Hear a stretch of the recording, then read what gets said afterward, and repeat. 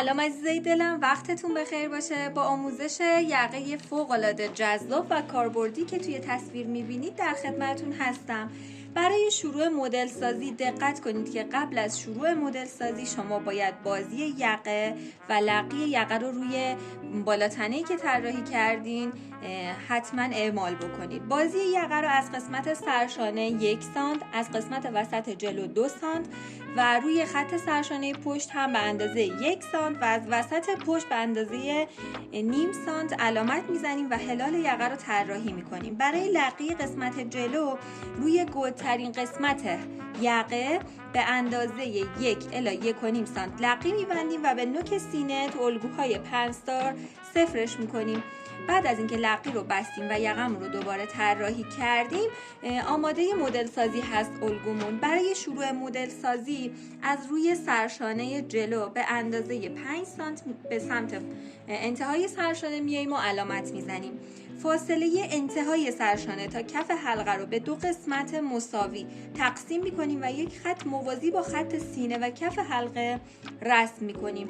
روی خطی که رسم کردیم به اندازه 11 سانت به سمت داخل میاییم و علامت میزنیم.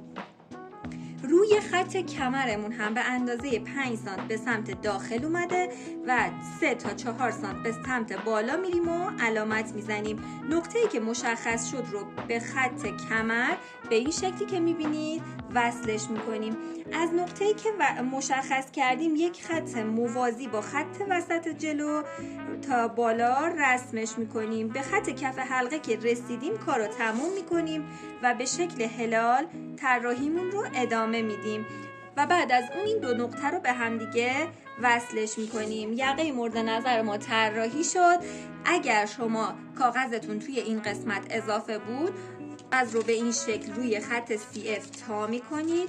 این خطوطی که اینجا به عنوان یقه رسم شد رو به این سمت انتقالش میدیم.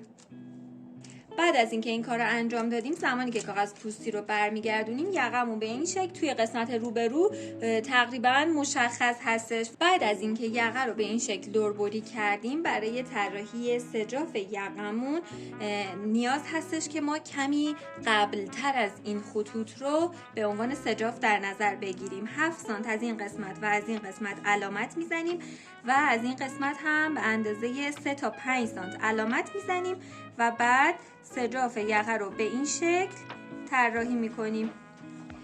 در واقع از این قسمت تا خط آبی سجاف ما میشه.